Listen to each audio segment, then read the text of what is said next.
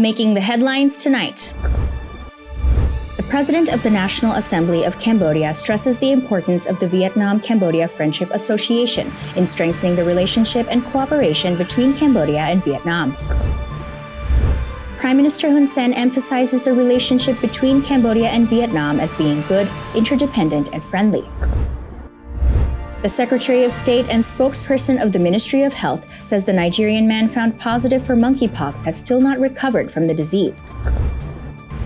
U.S. House Speaker Nancy Pelosi's expected visit to Taiwan on her current Asia tour continues to build tensions as China continues to make increasingly sharp warnings to the United States. And the United States kills al-Qaeda leader Ayman al-Zawahiri in a strike in Afghanistan over the weekend. This is the Daily Roundup on EAC News Channel. A very good evening to you. I'm Darshana Gauchen. The President of the National Assembly of Cambodia, Heng Samrin, has stressed the importance of the contribution of the Vietnam-Cambodia Friendship Association to strengthen the relationship and cooperation between the two countries, becoming more stable in the long run. He has urged the association to further reinforce its activities and cooperation. National Assembly President Heng Samrin met with the President of the Vietnam-Cambodia Friendship Association, Nguyen Thi Thanh, at the National Assembly on Tuesday morning. During the meeting, he stressed that the Vietnam-Cambodia Friendship Association plays an important part in contributing to the strengthening of long-term ties and cooperation between the countries, in accordance with the wishes of the two countries' leaders. He also congratulated the party, state, and people of Vietnam on the achievements made in their socio-economic development. The National Assembly President further encouraged the Friendship Association to continue strengthening and expanding its activities and cooperation in key areas other than social and humanitarian, including in the economy, in trade, education, science, and so on. The President of the Vietnam-Cambodia Friendship Association congratulated Cambodia's steady development despite the circumstances brought on by the COVID-19 pandemic. Taking the opportunity, she reported the recent developments in Vietnam, the work of the Vietnamese National Assembly, and the cooperation between the Vietnam-Cambodia Friendship Association to the Cambodian National Assembly President. She stressed that Vietnam, like Cambodia and other countries around the world, has suffered from the COVID-19 pandemic. In 2021, Vietnam's GDP grew by 3%, but in the first 6 months of 2022, Vietnam's GDP grew by 7%, so the country's economy is in the process of recovery from the pandemic. President Heng Samrin said he considers the current visit of Nguyen Thi Thanh as part of the celebration of the 55th anniversary of the establishment of diplomatic relations between Cambodia and Vietnam, along with various units and institutions of the two countries that have been holding and organizing various programs to celebrate this milestone. Prime Minister Hun Sen has emphasized the relationship between Cambodia and Vietnam as being a good, interdependent, and friendly relationship. In this sense, the Prime Minister said that the progress made by Vietnam has also boosted the progress of Cambodia. EAC News reporter Anthony Ellis has the details. Speaking at a meeting with a member of the National Assembly Standing Committee and the President of the Vietnam-Cambodia Friendship Association, Nguyen Thi Thanh, and the Peace Palace on Tuesday morning, Prime Minister Hun Sen said he has been working with the Vietnam-Cambodian Friendship Association since 1979, and further praised the progress made by the Vietnam, which has contributed to Cambodia's process as well.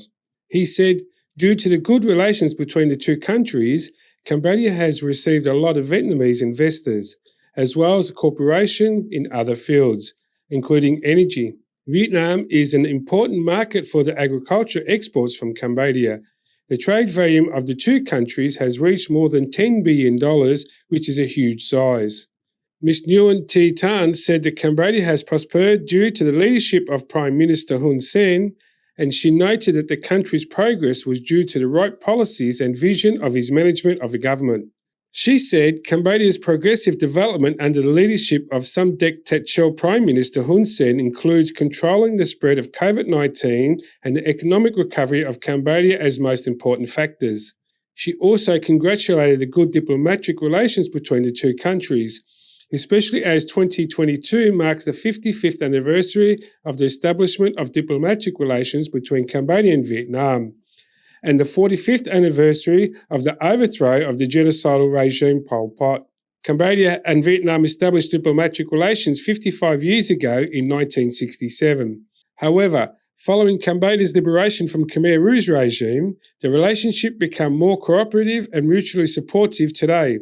The two governments consider each other as good friends, brothers and neighbours. The Socialist Republic of Vietnam ranks first among ASEAN countries in terms of direct investment in Cambodia, with the trade between the two countries exceeding $9 billion in 2021. Anthony Ellis, EAC News.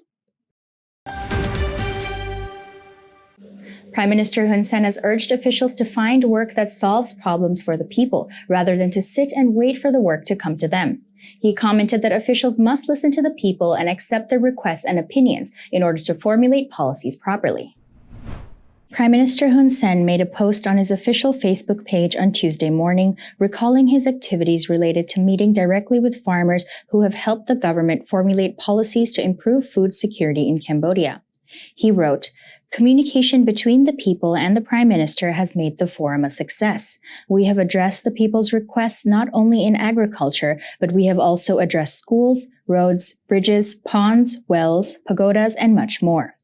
From a country that lacked about 1 million tons of rice in the 1990s and early 2000s, we now have more than 6 million tons of rice left, along with other agricultural crops that have grown significantly, enabling us to meet domestic demand and exports as well.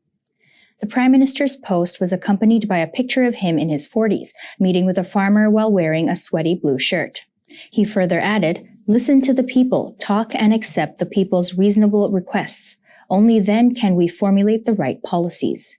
Be a two-legged officer, not a 10-legged officer, and run towards the work. Do not wait for the work to run towards us." Prime Minister Hun Sen first took office as the Foreign Minister of Cambodia in 1979 at the age of 27. He became Prime Minister in 1985 and has held the position until the present date, making him one of the longest-serving Prime Ministers in the world. The Secretary of State and spokesperson of the Ministry of Health, Dr. Au Van Dien, has said that the Nigerian man found positive for monkeypox has still not recovered from the disease and is continuing his hospitalization. EAC News reporter Anthony Ellis has more.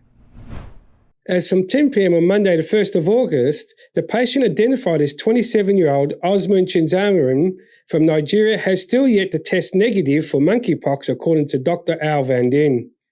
Additionally, she said that all 5 people who had direct contact with him are still asymptomatic and continue to be quarantined at their homes with regular follow-ups.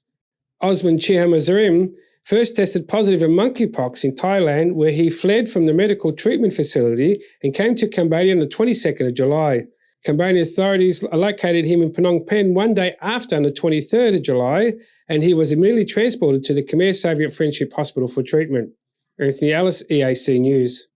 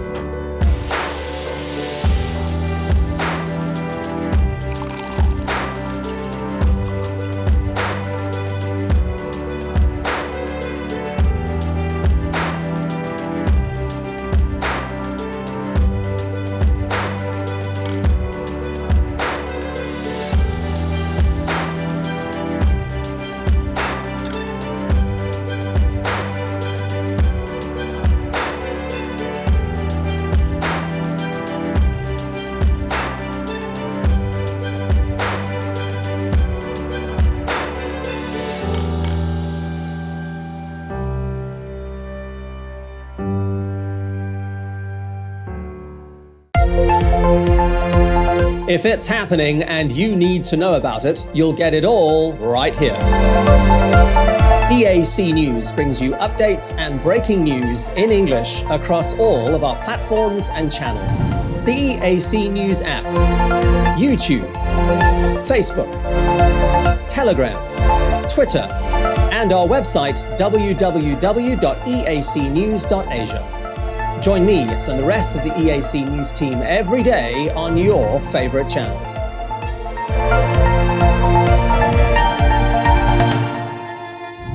EAC News, Cambodia made clear.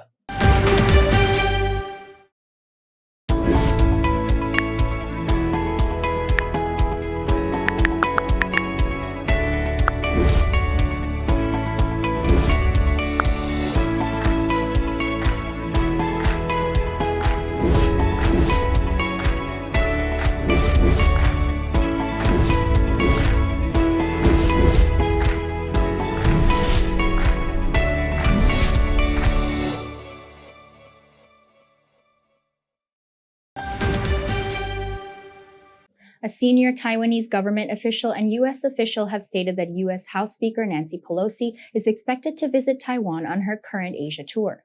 China, which considers Taiwan to be a part of its territory, has made repeated warnings to the U.S. against Pelosi's visit to the island. However, the U.S. said on Monday that it would not be intimidated and that the U.S. House Speaker has every right to visit Taiwan if she plans. Speaker Nancy Pelosi arrived in Singapore on Monday to start her Asia tour. Previously, it was reported by separate sources that she would be visiting Taiwan on Tuesday. Meanwhile, Malaysian state media has also reported Pelosi's arrival in Kuala Lumpur on Tuesday, scheduled to meet the Malaysian Prime Minister and Parliament Speaker. It has, however, also been reported that a source close to Speaker Pelosi's entourage said she would not be staying in Kuala Lumpur overnight and would likely be heading to the airport in the evening. Her delegation's public itinerary does not include an official stop in Taiwan, but China remains serious about its warnings and has raised the stakes by saying it may respond militarily if Pelosi goes through with the visit. Reuters has reported that several Chinese warplanes flew close to the median line dividing the Taiwan Strait on Tuesday, along with several Chinese warships that have remained close to the line since Monday. China's United Nations ambassador Zhang Jun said on Monday that Speaker Pelosi's visit to Taiwan would undermine the relationship between China and the United States, telling a news conference that such a visit is apparently very much dangerous, very much provocative. Also on Monday, China warned that its military would not sit idly by if it felt that its sovereignty and territorial integrity were being threatened, with Foreign Ministry spokesperson Zhao Lijian saying, "We would like to tell the U.S. once again that China is standing by and the Chinese People's Liberation Army will never sit idly by. China will take resolute responses and strong countermeasures to defend its sovereignty and territorial integrity." U.S. Secretary of State Antony Blinken said after delivering remarks at the United Nations on nuclear proliferation that Speaker Pelosi's decision to visit Taiwan would be entirely her own. However, he called on China to avoid escalating tensions even further if she does end up visiting the island. He said, "If the speaker does decide to visit and China tries to create some kind of crisis or otherwise escalate tensions, that would be entirely on Beijing." He further added that the U.S. are looking for China in the event she decides to visit to act responsibly and not to engage in any escalation going forward.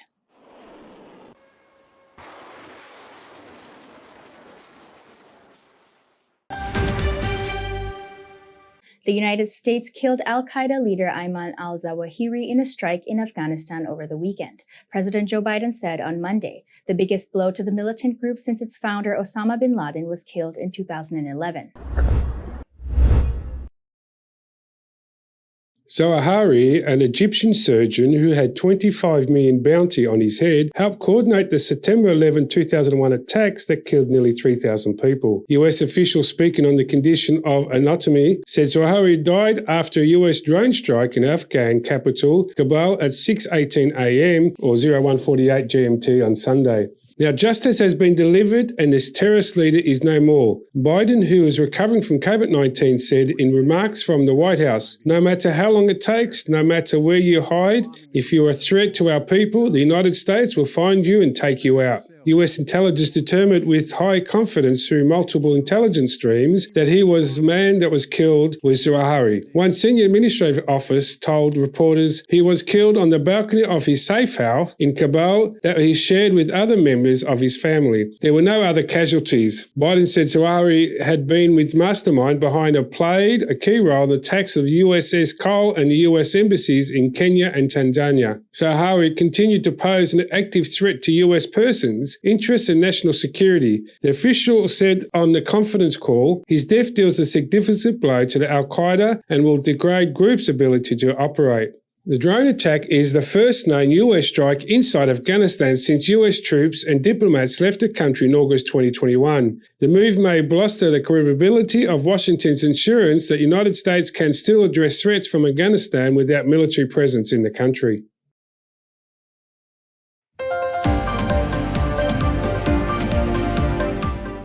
Thank you for watching the Daily Roundup here on EAC News Channel. For more breaking news and updates, you can check out our website, eacnews.asia, or search EAC News on Telegram, Smart TV, or at your favorite app store. More from the EAC News team tomorrow night at 8 p.m. We will see you then.